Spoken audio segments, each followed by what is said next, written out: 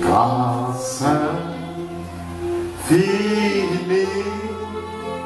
de notre Dieu, qui un jour m'a sauvé. Je t'ai perdu errant de lieu en lieu, car il m'a secouru. Tu es le sauveur, tu es le sauveur. Mon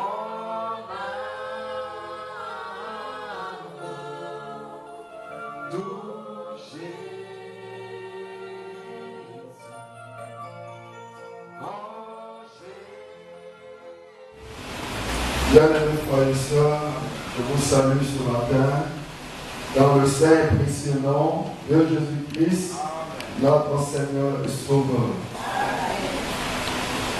Nous sommes reconnaissants à notre Dieu de ce que par la foi en Jésus-Christ, nous avons accès à sa présence, accès au lieu très saint. Vous savez, les Juifs n'avaient pas un libre accès au lieu très saint. Et ils étaient des croyants comme vous et moi. Cependant, ils n'avaient pas un libre accès au lieu très saint. Et ils se présentaient devant Dieu avec leur sacrifice.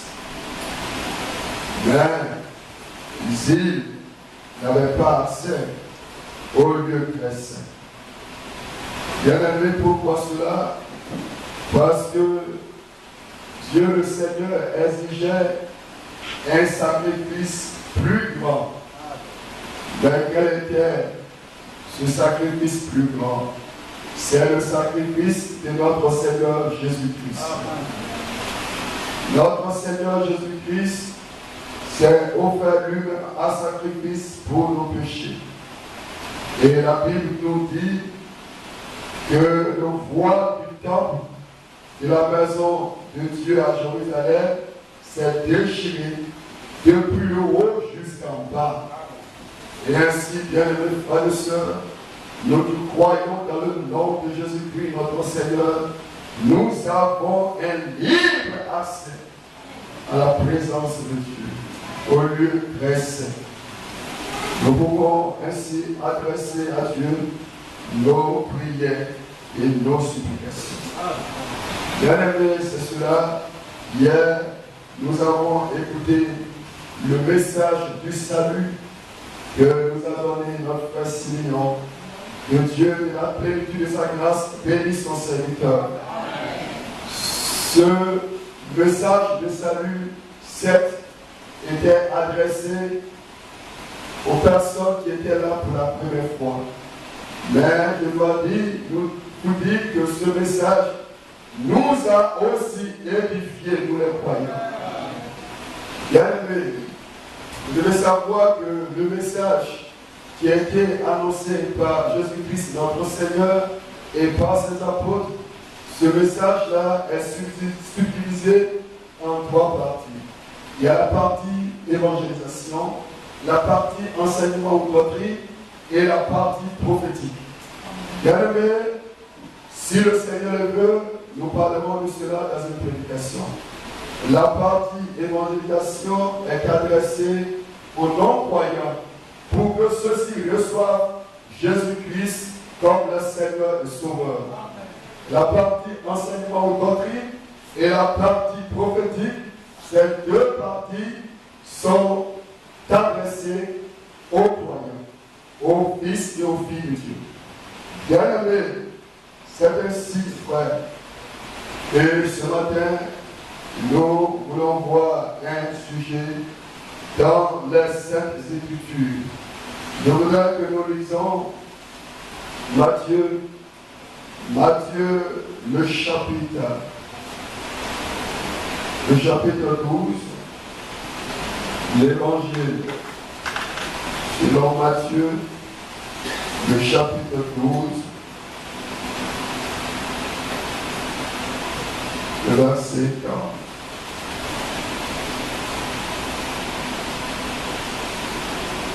Le verset 38 au verset 41, au 42.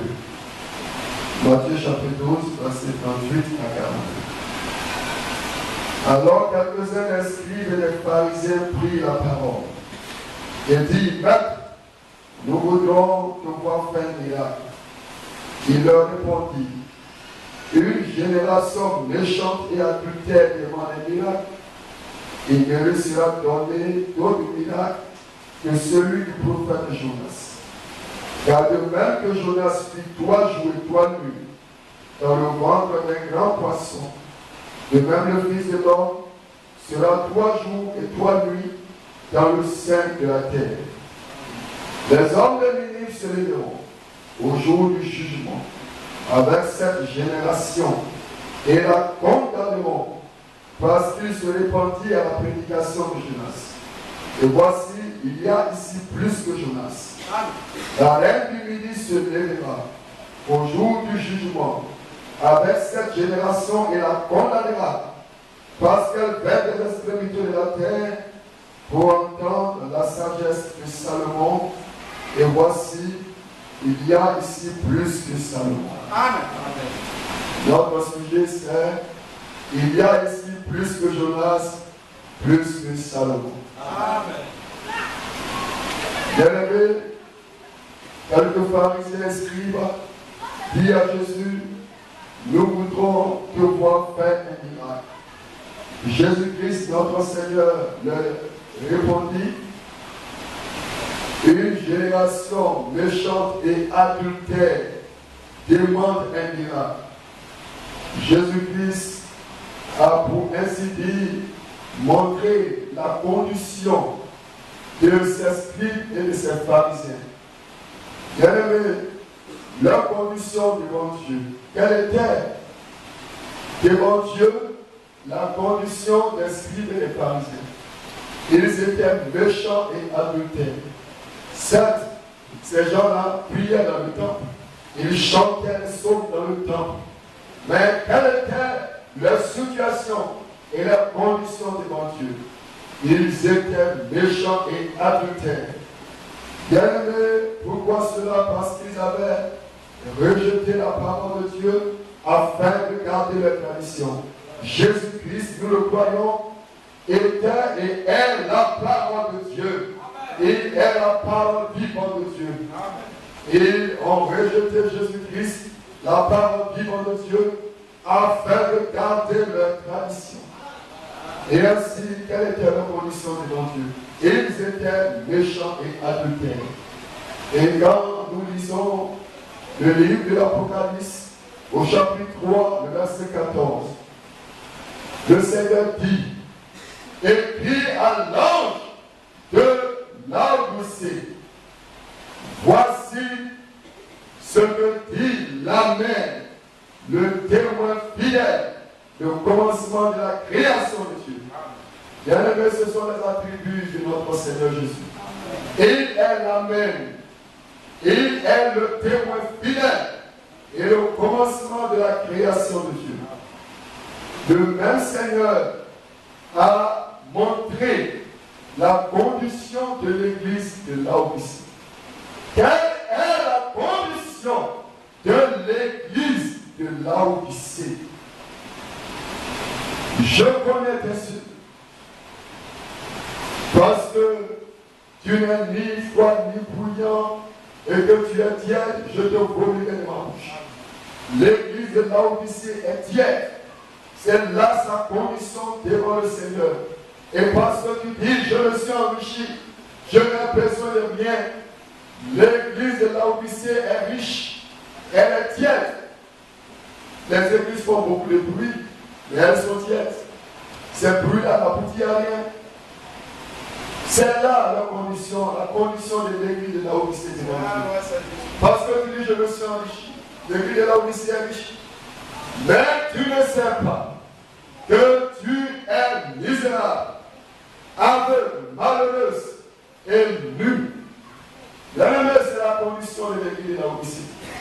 Sur le plan spirituel, cette église est misérable, malheureuse, aveugle et nue. Le Seigneur, si vous le remarquez, ne se tient pas à l'intérieur de l'église de Laodicée. Le Seigneur n'est pas présent à l'intérieur de l'église de Laodicée.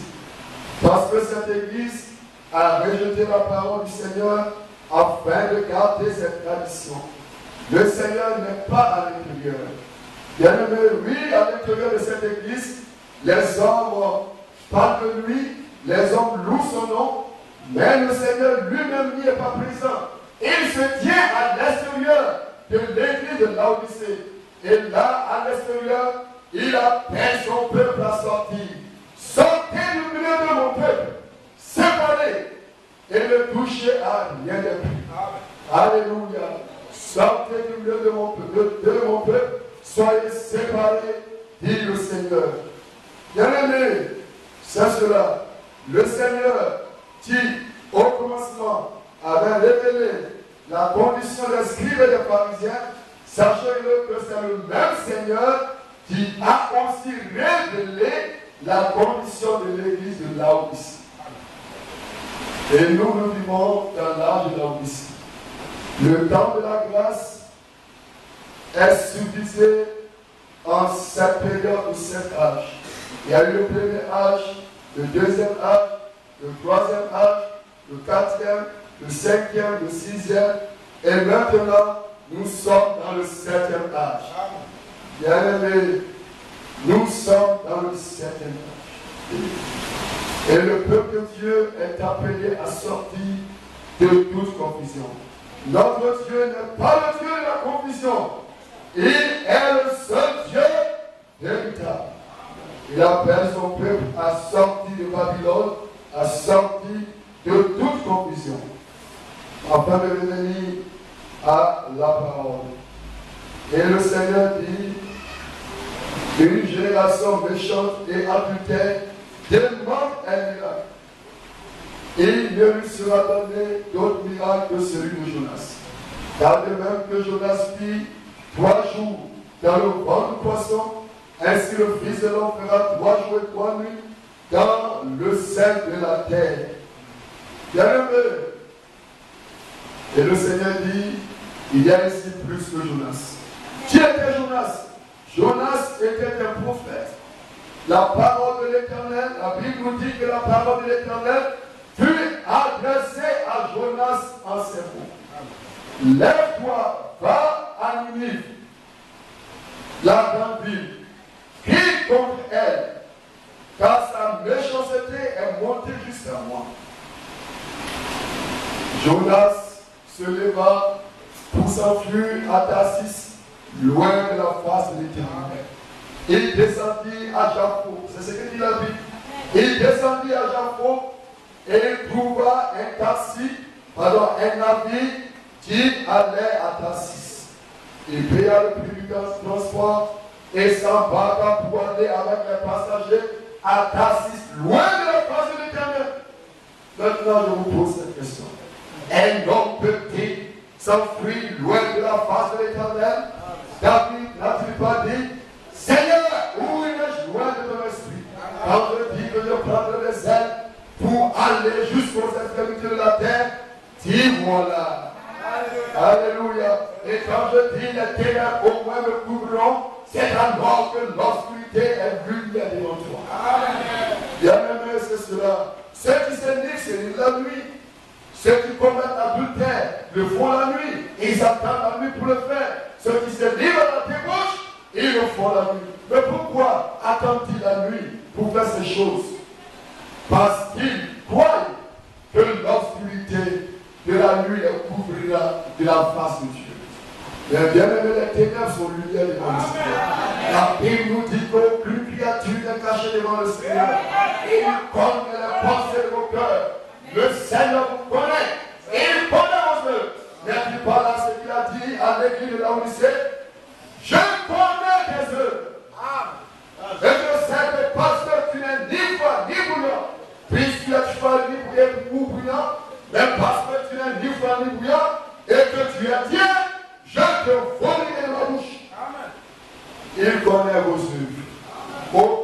créature n'est cachée devant le Seigneur. Et bien, mes frères et sœurs, s'il vous plaît, ceci doit nous amener à craindre le Seigneur et à lui obéir en tout temps et en tout lieu. Parce qu'aucune créature n'est cachée devant lui. Et si nous savons qu'aucune créature n'est cachée devant le Seigneur, si nous savons que le Seigneur nous voit, Dieu est au ciel, mais il voit tout ce que font les hommes. Il observe les méchants et les bons. Et si nous le savons, si nous savons que Dieu nous voit, qu'il connaît nos œuvres, alors bien aimés, soyons amenés à avoir une respect respectueuse pour le nom de notre Seigneur Jésus.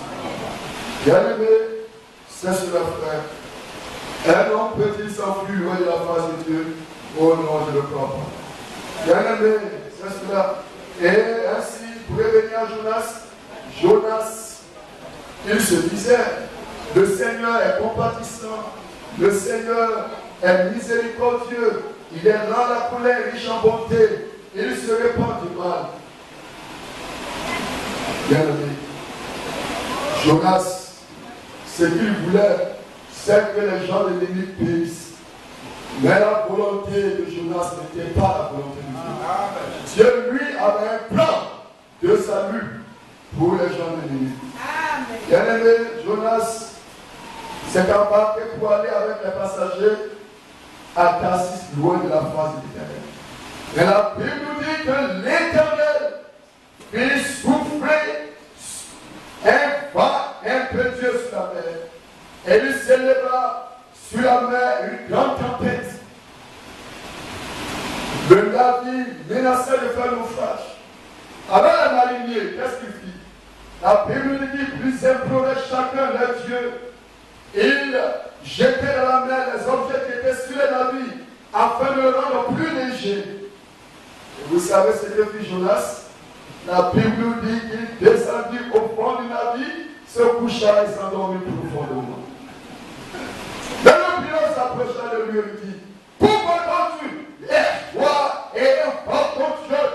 Peut-être voudrait-il penser à nous et nous ne périrons pas. Alléluia. Bien-aimé, et la Bible nous dit que les mariniers se disent l'un à l'autre, tirons au sort pour savoir qui nous a dit ce malin, et ils tirent au sort. Et la Bible nous dit que le sort tomba sur Jonas. Alléluia. Le sort tomba sur Jonas. Alors il lui dit, qui es-tu? De quel pays viens-tu? Dis-nous qui est ton, quel est ton peuple?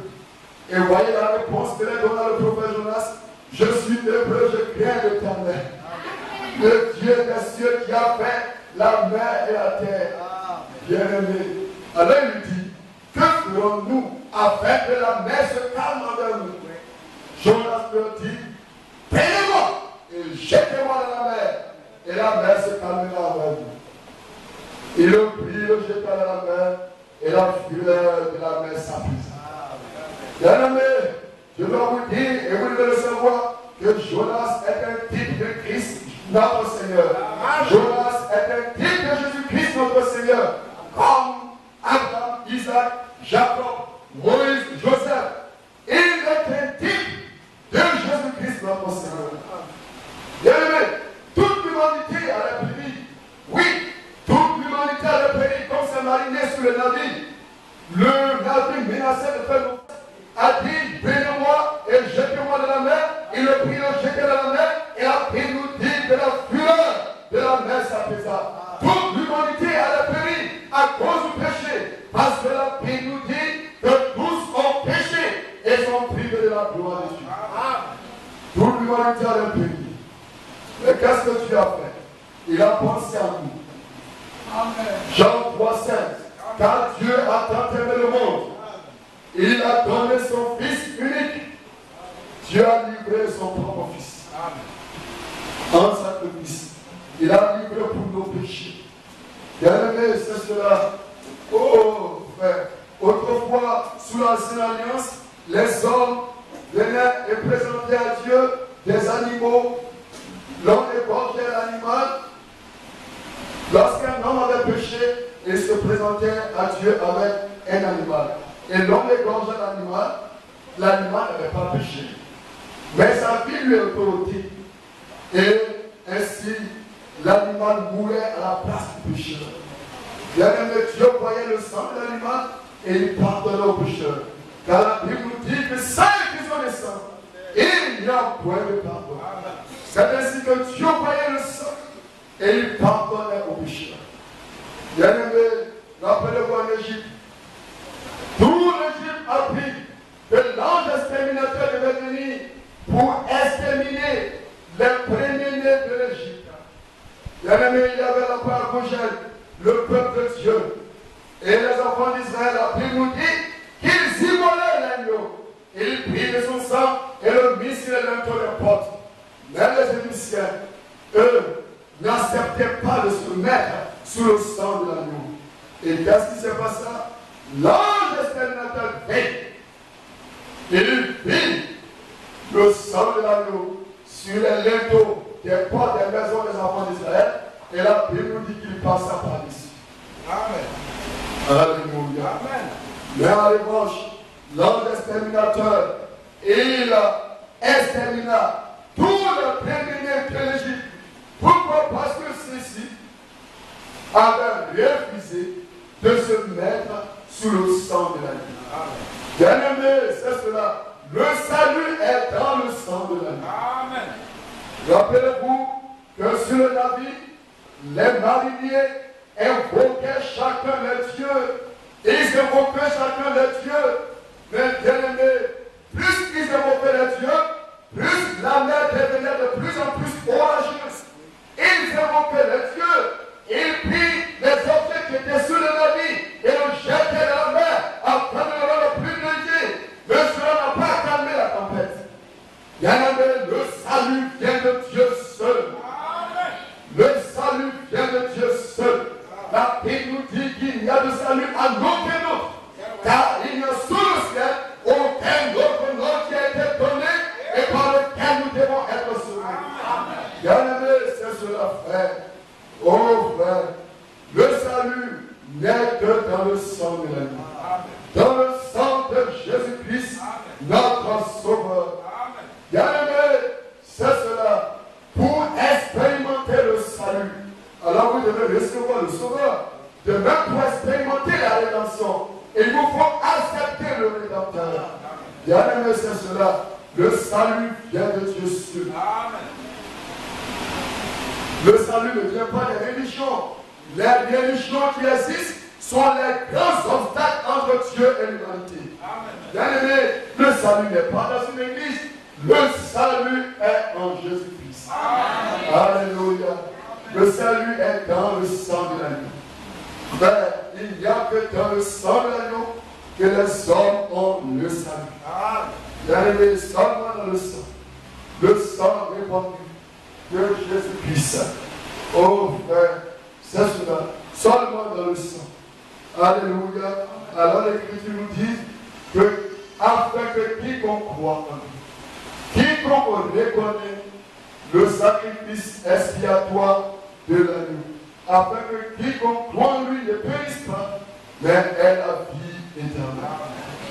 Oh, l'apôtre Jean écrit, 1 Jean chapitre 5, verset 13, je vous écris ces choses afin que vous sachiez que vous avez la vie éternelle, vous qui croyez au nom du Fils de Dieu. Et dans 1 Jean le chapitre 5, il est dit, le Fils de Dieu est venu, il nous a donné l'intelligence pour connaître le véritable, et nous sommes dans le véritable en son Fils. C'est lui le Dieu véritable et la vie éternelle. Bien-aimé, c'est cela. Dieu, dans sa forme spirituelle, ne pouvait pas mourir. Dieu, en tant qu'esprit, ne pouvait pas mourir. Ainsi, Dieu le Seigneur peut-il manifester dans un corps de chair. Dans ce corps de chair, il pouvait alors souffrir pour le péché. Et il pouvait mourir pour nos iniquités. Ésaïe avait l'esprit de Christ. Croyez-le. Et il annonçait les souffrances et la mort de Jésus-Christ notre Seigneur. En disant, il s'est levé devant lui comme une fête de plante. Il n'avait ni beauté ni éclat pour attirer le regard. Et nous l'avons estimé, considéré particulier de Dieu. Cependant, ce sont de douleurs qui s'est chargé. Alléluia. Il apporte le péché et le châtiment. tu nous donnes la paix comme le Seigneur. Alléluia. Il a fallu que Jonas se jetasse dans la mer afin que la fureur de la tempête lui soit appaisée. Et de même, il a fallu que Dieu lui-même vienne s'offrir en sacrifice pour nos péchés. Le salut n'est que dans le sang. Dans le sang du Rédempteur, nous avons tous le salut. Le salut n'est pas dans une religion, mais le salut n'est en Jésus-Christ lui seul. Alléluia. Bien-aimé, c'est cela. Et le Seigneur fit venir un grand poisson pour engloutir Jonas. Et Jonas fit dans le ventre du poisson 3 jours et 3 nuits. Puis le Seigneur parla au poisson, et le poisson vomit Jonas à terre. La parole de l'Éternel lui adressée une seconde fois à Jonas le prophète. Lève-toi, va à Ninive et proclame la publication que je t'ordonne. Alléluia. Jonas s'éleva et alla à Ninive selon la parole de l'Éternel. Et il pria et disait, encore un jour, et Ninive sera détruite. Les chambres de Ninive crurent à Dieu. Et la Bible nous dit qu'il publie un jeûne. Il se revêtit de sac, depuis le plus grand jusqu'au plus petit. La chose parvint au roi. Et le roi, la Bible nous dit qu'il se leva de son trône. Il ôta son manteau. Et il s'en couvrit de sac et s'assit sur la cendre. Alléluia. Les gens de Ninive crurent à la prédication de Jonas. Ils apprirent que cet homme fit 3 jours et 3 nuits dans le ventre du poisson. Les gens de Ninive savaient que cet homme est un homme envoyé de Dieu. Pourquoi? Parce qu'il fit 3 jours et 3 nuits dans le ventre du poisson. Bien ainsi, il crut à la prédication de Jonas. Bien je dois dire ceci, que la résurrection de Jésus-Christ est la preuve qu'il est le Fils de Dieu. Alléluia. Oui, la résurrection de Jésus-Christ est la preuve qu'il est le Fils de Dieu. Il a été déclaré, c'est vrai, Fils de Dieu par l'Esprit de sainteté. Mais sa résurrection est la garantie qu'il est le Fils de Dieu. Le Fils qui a été promis. Alléluia. Bien-aimé, c'est cela, frère. Jésus-Christ est le Fils de Dieu. Bien-aimé, c'est cela. Il a ressuscité au 3e jour. Et Jésus dit, il y a ici plus que Jonas. Croyez-vous que Jésus-Christ est plus que Jonas? Amen. Il est plus que Abraham. Il a dit aux Juifs, avant qu'Abraham ne fût, je suis. Amen. Jésus-Christ, notre Seigneur, le grand je suis. Amen. Il n'y a pas le j'étais ou le je serai, mais il y a le grand je suis. Il est toujours vivant, il est toujours le même. Avant qu'Abraham ne fût, je suis. Amen. Il est plus que Abraham, il est plus qu'Isaac, il est plus que Jacob. Jésus-Christ, notre Seigneur, il est plus que le roi d'Israël, il est plus que David. David, dans les psaumes, l'a appelé Seigneur. Il a dit, le Seigneur dit à mon Seigneur. Ainsi, David a reconnu Jésus-Christ comme son Seigneur. Il était le Seigneur de David. Il était plus grand que David. Jésus était plus grand que Salomon. Il était plus grand que la prophète de l'Ancien Testament. Il était plus grand que le sacrificateur.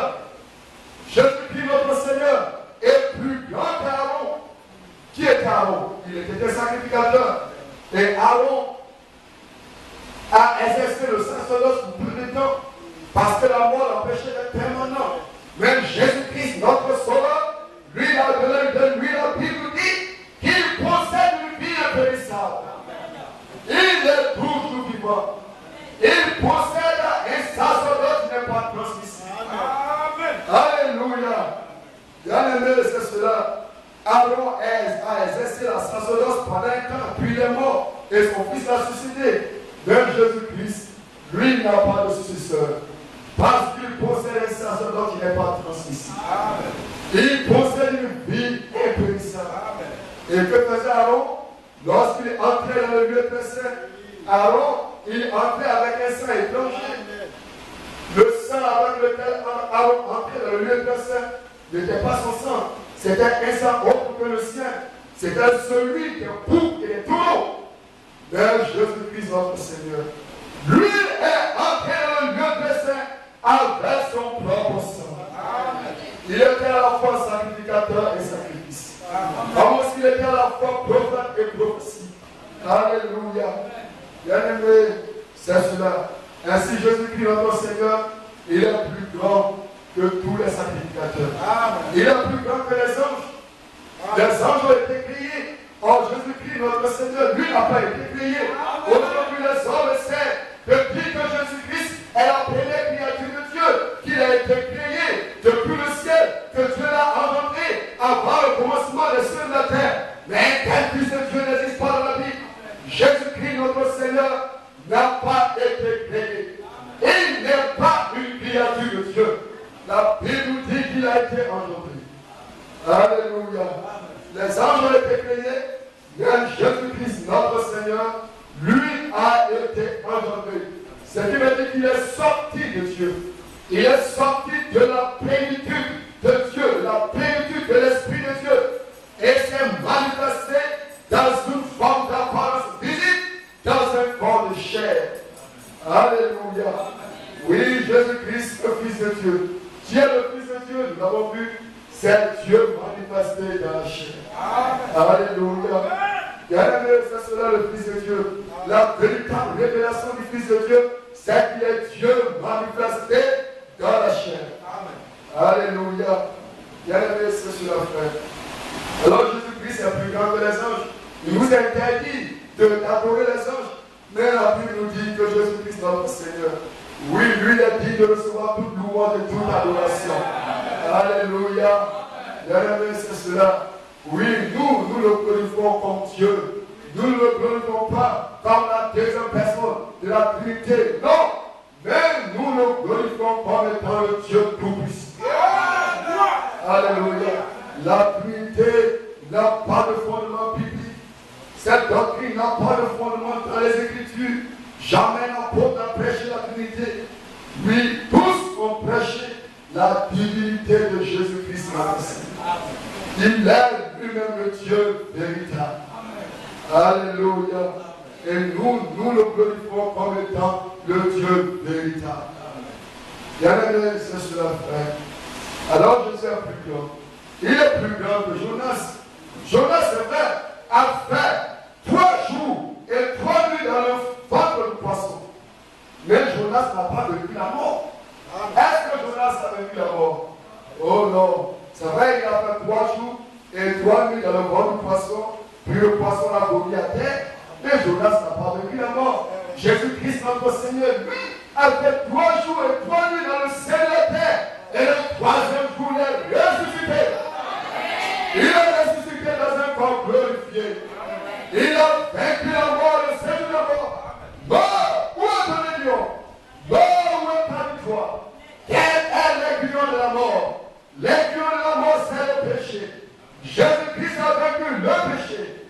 Il a vaincu la mort. Et il a vaincu le séjour de la mort. La victoire de notre Seigneur Jésus-Christ. Victoire sur le péché, la mort et le séjour de la mort. Bien-aimé, ainsi, Jésus-Christ, notre Seigneur, il est plus grand que Jonas. Parce qu'il a vaincu la mort. Il a ressuscité le 3e jour. Bien-aimé, est-ce que vous le croyez? Oh, la main était faite. Est-ce que vous le croyez? Jésus-Christ, notre Seigneur, est ressuscité le 3e jour. Quand la mort est un corps glorifié. De lui, la Bible nous dit qu'il est le prédéné d'entre les morts. Alléluia, sa résurrection est le fondement de notre résurrection. Tout comme son ascension au ciel est la garantie que nous serons enlevés. Alléluia.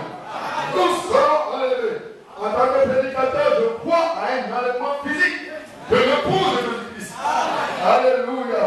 Nous croyons à l'enlèvement de l'épouse de Jésus-Christ, notre Seigneur. Alléluia.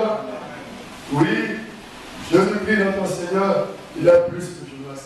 Il est incomparable. Nous ne pouvons pas comparer Jésus à un prophète, non. Il est l'incomparable.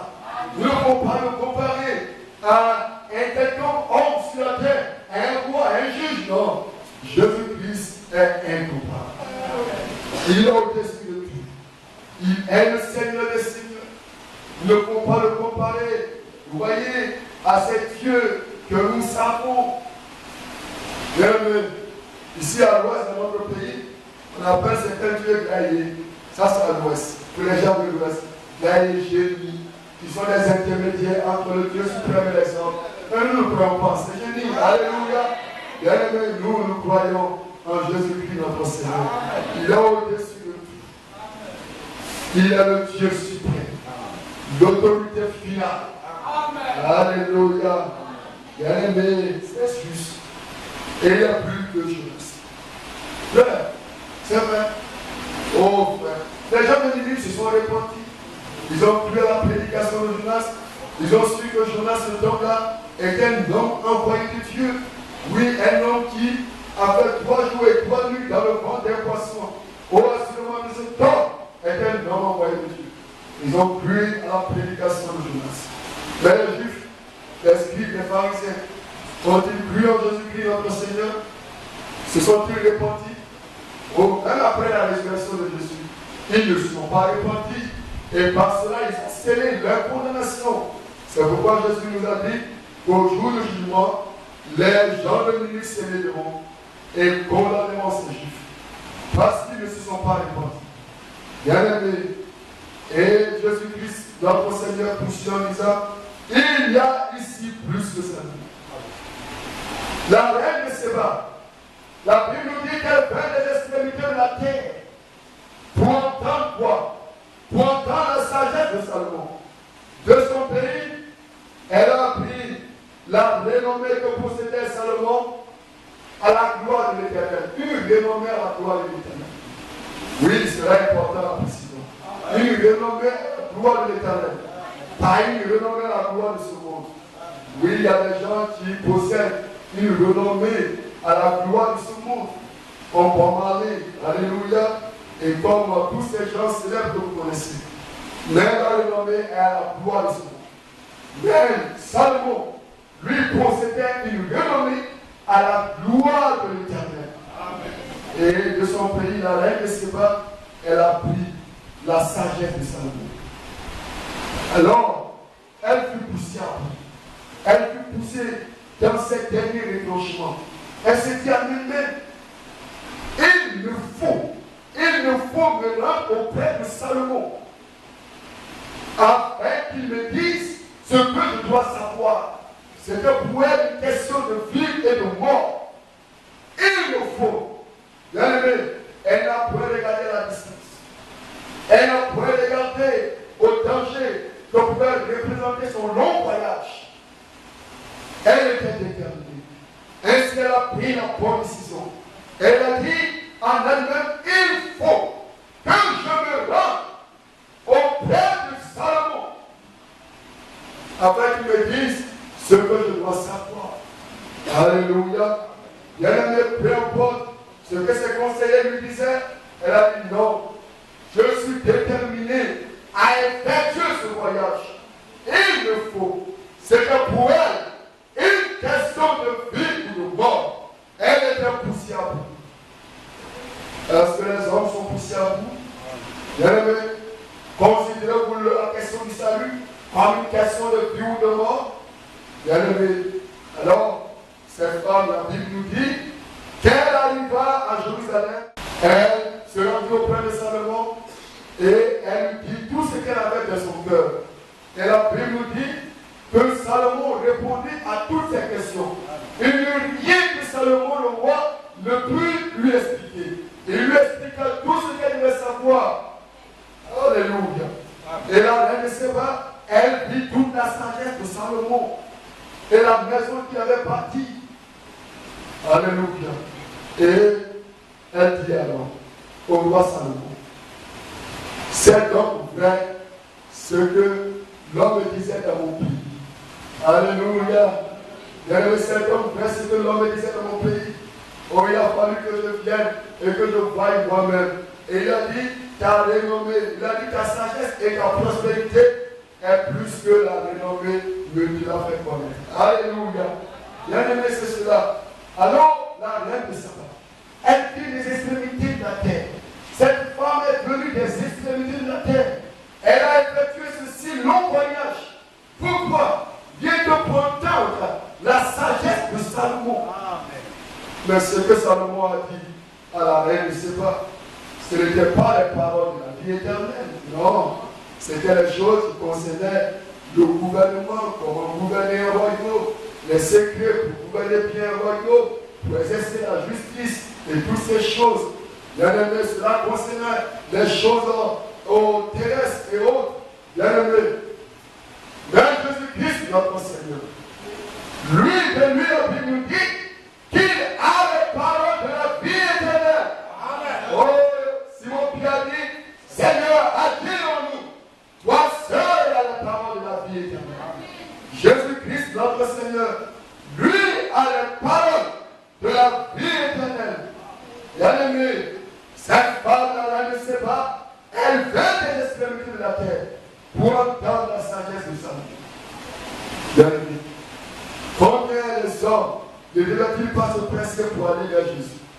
Parce que Jésus-Christ, notre Seigneur, lui a les paroles de la vie éternelle. Amen. Bien-aimé, Salomon, lui, il pouvait révéler des secrets, mais les secrets qui concernaient les choses terrestres.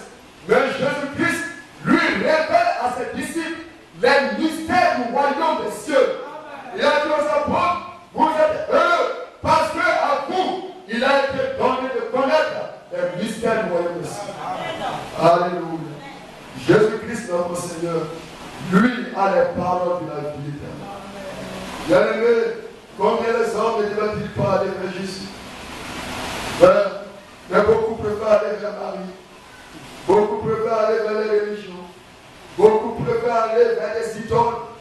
Bien-aimé, oh, combien les hommes ne devaient-ils pas être poussés à vous pour aller vers le détenteur de la vie éternelle? Amen. Oh, celui-là même qui a les secrets de la vie éternelle. Alléluia. Pierre a dit, à qui irons-nous? À qui irons-nous? Toi seul as les paroles de la vie éternelle. Salomon n'avait pas les paroles de la vie éternelle. Oh, même les croyants, qui croyaient dans le Dieu d'Israël, mais Jésus-Christ, notre Seigneur, lui a les paroles de la vie éternelle. Bien-aimé, alors c'est lui qui donne la vie éternelle. Mais les hommes ne veulent pas venir. Les hommes préfèrent aller vers les idoles.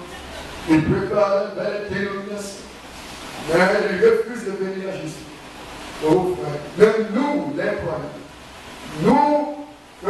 nous à qui le Seigneur a fait cette grâce, oh, nous venons à Jésus. Nous venons à sa parole. Alléluia. Jésus est plus grand que Salomon. Salomon, lui, a bâti un temple. Et il s'est agenouillé. Il s'est agenouillé, il a béni le Dieu des cieux. Et il a dit, Seigneur, si ton peuple, le peuple d'Israël, revient de ses péchés et t'adresse des prières et des supplications en tournant leurs yeux, leurs regards vers le pays que tu as donné le Père, vers la ville que tu as choisie et vers la maison que j'ai bâtie à ton nom, tu exauceras les cieux. Tu pardonneras le péché et tu pardonneras toutes les transgressions. Salomon a bâti la maison du temple de l'Éternel. Bien-aimé, mais Jésus-Christ, notre Seigneur, lui n'a pas eu besoin de bâtir un temple. Frère, Jésus-Christ, notre Seigneur, lui n'a pas eu besoin de bâtir un temple, parce que lui-même est le temple de Dieu. Alléluia. Il est le temple de Dieu. Il a dit aux Juifs, détruisez ce temple, et je le rebâtirai en 3 jours. Amen. Il était le temple de Dieu. Dans Isaïe, le chapitre 8, le verset 14, il est dit de Jésus-Christ, notre Seigneur, il sera un sanctuaire. Ça, c'est qu'un sanctuaire. C'est un lieu d'adoration. Il sera un sanctuaire, mais aussi une pierre d'achoppement et un rocher de scandale pour les 2 maisons d'Israël. Bien-aimé, Jésus-Christ, notre Seigneur, il a pour les uns un sanctuaire, c'est-à-dire un lieu d'adoration, mais pour les autres, il est une pierre d'achoppement et un rocher de scandale. Bien-aimé, Jésus-Christ, notre Seigneur, il n'a pas eu besoin de bâtir un temple. Parce que lui-même est un sanctuaire. Il est le temple de Dieu. Oh frère, au jour de Moïse, Dieu le Seigneur a dit aux enfants d'Israël par la bouche de Moïse, lorsque vous entrez dans le pays que je vous donnerai, vous ne présenterez pas vos sacrifices dans un lieu quelconque, mais vous présenterez vos sacrifices dans le lieu que moi, l'Éternel, j'aurais choisi pour y mettre mon nom. Et quel était ce lieu? C'est Jérusalem. Et c'est en connaissant de cela que lorsqu'il a voulu partir le temple de la maison de l'Éternel, Salomon l'a parti à Jérusalem. Bien aimé, ouais, même Jésus-Christ, notre Seigneur, il a dit à la femme samaritaine, viens, et elle est déjà venue, où ce n'est plus à Jérusalem. Alléluia, quand vous adorez le Père, alors pour les chrétiens, le lieu d'adoration n'est pas Jérusalem. Quel est le lieu d'adoration pour nous les chrétiens? Ce lieu d'adoration pour nous les chrétiens se trouve dans notre Seigneur Jésus-Christ. Il est notre sanctuaire. Il est le temple de Dieu.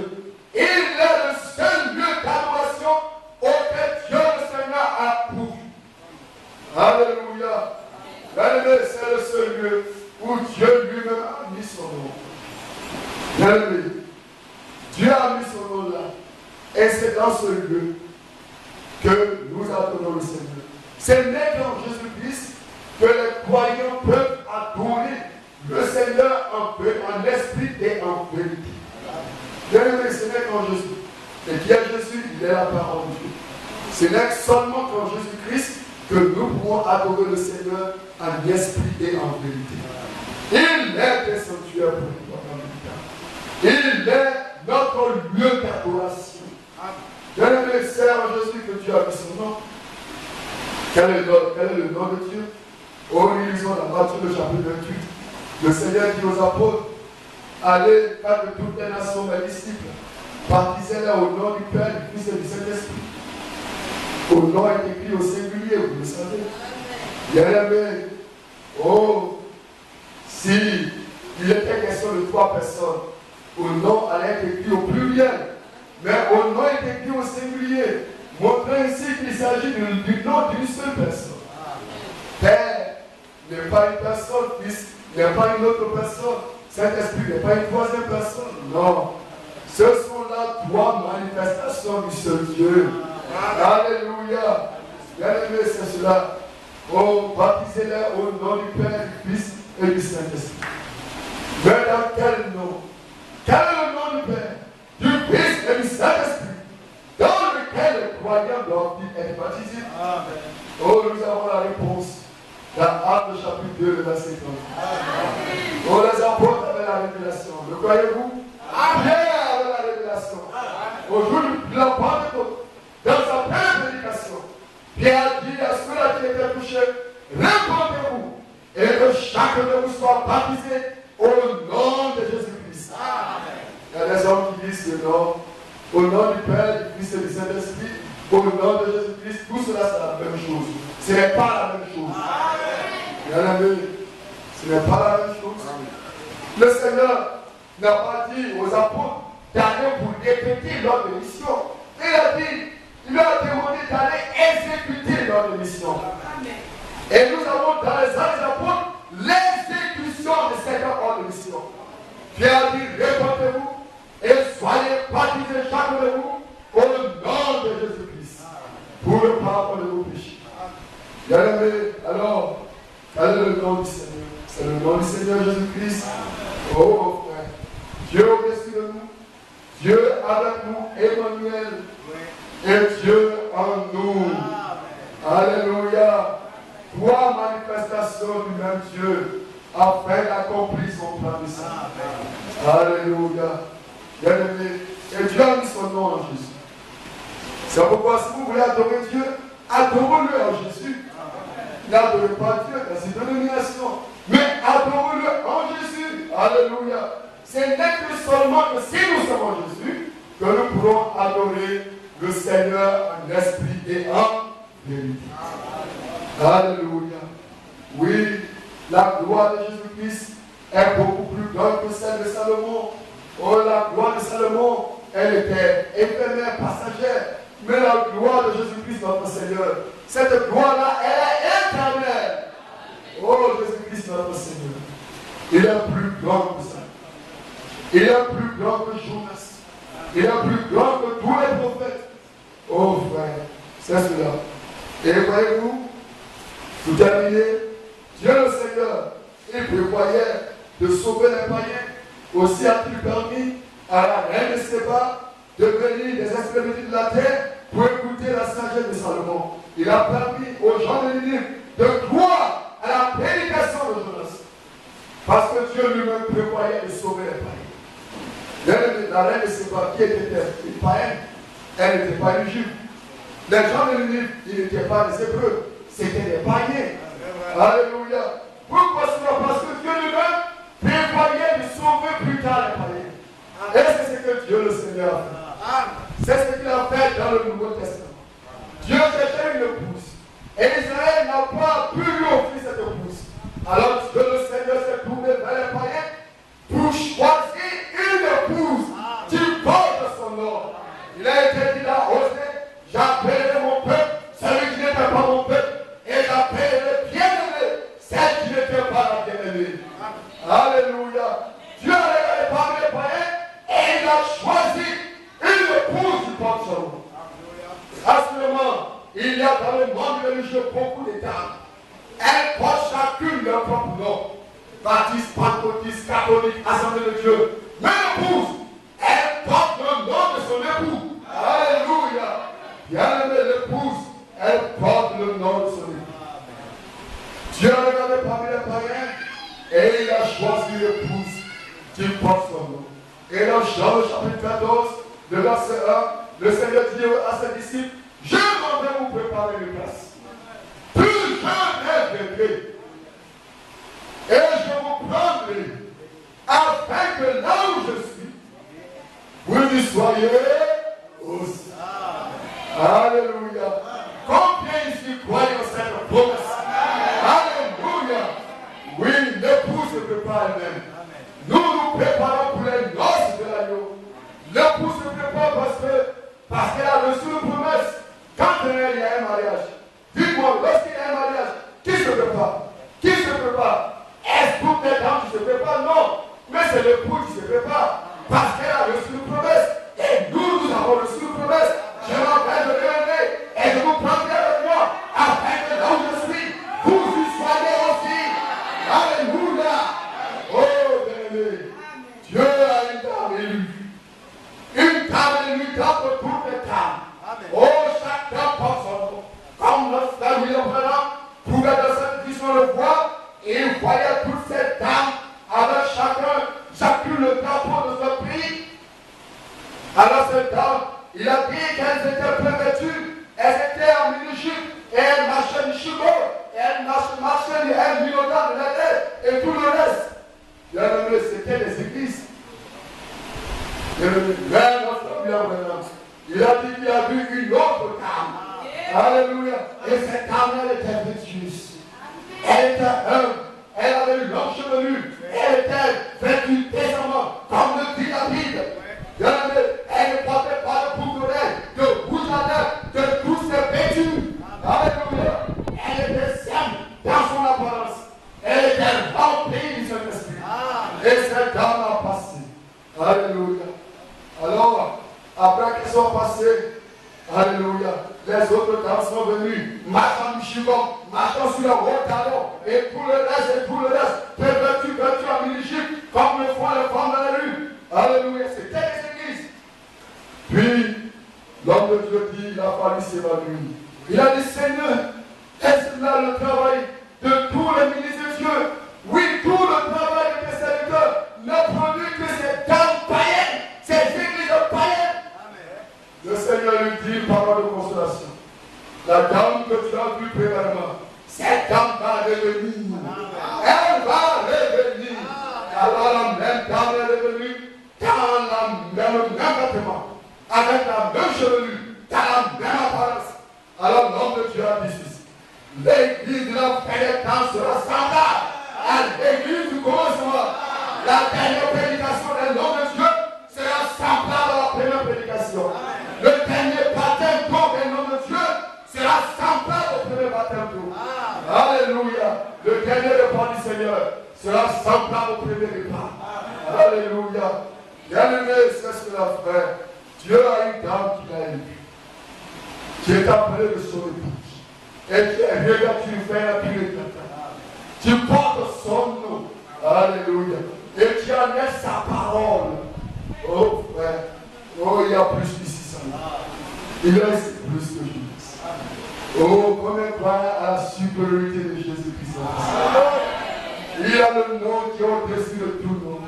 La Bible dit en fait qu'au nom de Jésus, tout genou fléchit dans les cieux. Que Dieu vous bénisse de la bénédiction de sa grâce.